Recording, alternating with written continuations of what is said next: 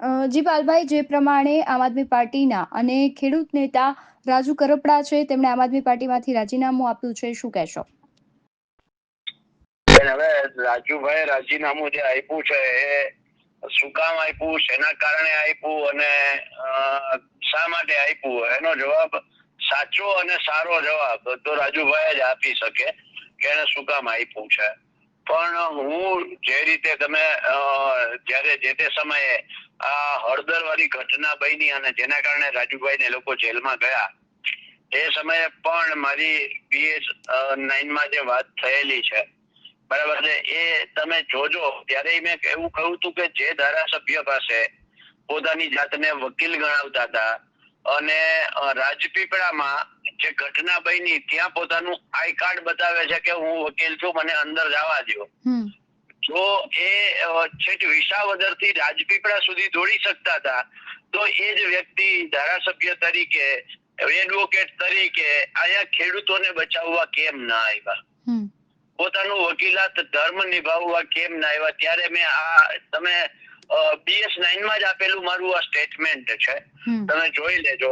અને જે તે સમયે ખેડૂતોને જે ઘટના બની બીજા દિવસે, એમાંથી જેટલા કોઈ વાંક ગુનો નહોતો એવા ખેડૂતોને છોડાવવા માટે અમારી કિસાન કોંગ્રેસની ટીમ ત્યાં ગઈ હતી. ઇન્દ્રનીલભાઈ રાજ્યગુરુ રાજકોટ થી છેક બોટાદ પહોંચ્યા હતા, પણ જે વ્યક્તિએ જવું જોઈતું હતું એ વ્યક્તિ ત્યાં નહોતા. ત્યારે મારું આ જે વાત હતી એ વાતને આજે ક્યાંક ને ક્યાંક પુષ્ટિ મળે છે. અને જે તે સમયે મેં આ સ્ટેટમેન્ટ આપ્યું હતું ત્યારે બહુ બધા લોકોએ મારું મને શું કહેવાય કોમેન્ટો કરી ખરી અને ટ્રોલ પણ કર્યો હતો.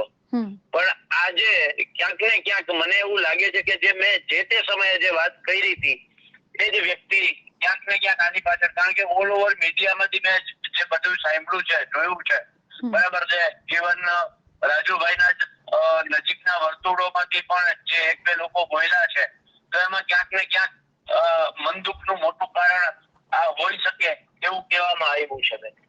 જે પ્રમાણે રાજુભાઈ ખેડૂતો માટે લડી રહ્યા હતા, કદાચ જો તે કોઈ ભારતીય જનતા પાર્ટીમાં અથવા કોંગ્રેસમાં જોડાય તો એ ખેડૂતોનું શું થશે? કારણ કે તે ખૂબ લાંબા સમયથી ખેડૂતો માટે લડત તો આપતા જ હતા. ભારતીય જનતા પાર્ટીમાં જોડાય તો સવાલ ઉભો થાય છે કે ખેડૂતોનું શું થશે. પણ કોંગ્રેસમાં તો હું આવ્યો, કોંગ્રેસમાં લડું જ છું. અનેક ગણું તો કોંગ્રેસમાં રહેવાથી કઈ ખેડૂતોનું નથી લડાતું, ખેડૂતો વિશે નથી બોલાતું, એવું તો કઈ છે નહીં. બરાબર છે. હું તો BS9 ના માધ્યમથી રાજુભાઈને આમંત્રણ પણ આપું છું કે આવો આપણે ભાઈ સાથે મળી અને ખેડૂતોની લડાઈ કરીએ. અને હું તો ત્યાં સુધી કહું, માની લો કે રાજુભાઈ કોઈ પાર્ટી જોઈન ના કરવી હોય અને એમના ઇન્ડિપેન્ડન્ટ બિન રાજકીય ખેડૂત સંગઠનોની લડાઈ કરવી હોય તો જ્યારે જ્યાં રાજુભાઈ કહેશે ત્યાં અમારી જવાની પણ તૈયારી છે. બરાબર છે. એટલે હું તો રાજુભાઈ મારા ખૂબ સારા મિત્ર છે, બરાબર છે. એ આમ આદમી પાર્ટીમાં હતા ત્યારે મિત્ર હતા, એ નહોતા આમ આદમી પાર્ટીમાં ત્યારે અમારા ખેડૂત આંદોલનોના સાથી જ હતા.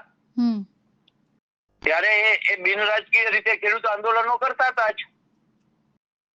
હું તો કહું છું કે જો રાજુભાઈ કોંગ્રેસમાં આવે તો સ્વાગત છે, વેલકમ છે, અને એક ટીમ આખી મજબૂત બને, સાથે મળીને લડાઈઓ કરીએ. જેવી રીતે કરશનભાઈ ભાદરકાએ બાપુએ જે સ્ટેન્ડ લીધું એવું ને એવું રાજુભાઈ સ્ટેન્ડ લે, એવું BS9 ના માધ્યમથી હું તો રાજુભાઈને આમંત્રણ આપું છું. બેન, જે પ્રમાણે પાલભાઈ અત્યારે જે પરિસ્થિતિ સર્જાઈ છે, આમ આદમી પાર્ટી ઉપર પણ ઘણા આક્ષેપ લાગે છે અને એવું પણ કહેવામાં આવી રહ્યું છે કે ભારતીય જનતા પાર્ટીનું સતત રાજુભાઈને જેલવાસ દરમિયાન પ્રેશર હતું અને તેને લઈને રાજુભાઈ આ નિર્ણય લીધો છે.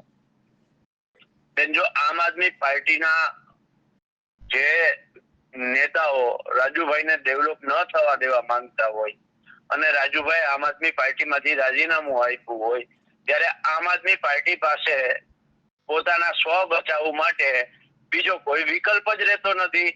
તો એ જ આમ આદમી પાર્ટી છે જ્યારે કોંગ્રેસના નેતાઓ પ્રેશરાઇઝ થઈ અને જ્યારે ભાજપને જોઈન કરતા હતા ત્યારે આ જ આમ આદમી પાર્ટી કોંગ્રેસ ઉપર એવા આક્ષેપો કરતી હતી કે પોતાના નેતાઓને બચાવી નથી શકતા, એ લોકોનું કામ શું કરશે.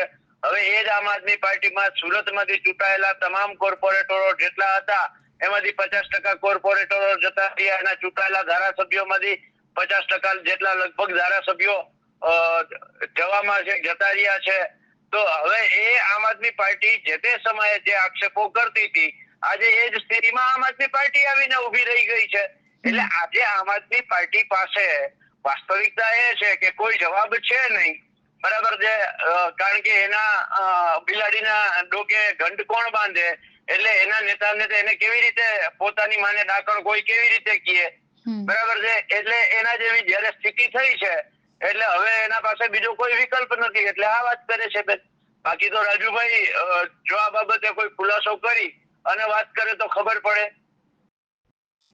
સાથે જ સુરેન્દ્રનગરમાં આમ આદમી પાર્ટીના જે અને ખાસ કરીને રાજુભાઈના સમર્થકો છે તે પણ ક્યાંક એવો ગણગણાટ કરી રહ્યા છે કે તે પણ રાજીનામું આપશે. તો તમને શું લાગે છે કે એક સાથે આટલું બધું રાજીનામું બધા જ કાર્યકર્તાઓ આપે તો જોડાય, કઈ દિશામાં જોડાય અને આમ આદમી પાર્ટીને કેટલો ફટકો લાગશે? બેન હવે સ્વાભાવિક છે કે આપણે તો કહેવત છે કે પોદરો પડે એ ધૂળ લીએ, બરાબર છે. તો જયારે રાજુભાઈ પોતે જ એક એવી ચહેરો, એવો લડાયક હિરલો, બરાબર છે, ખેડૂતો માટે સતત ખેડૂતોનો અવાજ, બરાબર છે, અમારા સાથી લડાયક ખેડૂત આગેવાન, એ પોતે જ જયારે આમ આદમી પાર્ટી છોડે તો એનો જ સૌથી મોટો ઝટકો લાગે છે. તો એની હારે કાર્યકરો જાય તો સ્વાભાવિક છે ઝટકો તો લાગવાનો જ છે બેન. જી પાલભાઈ, આપ જોડાયા તે બદલ આપનો ખૂબ આભાર.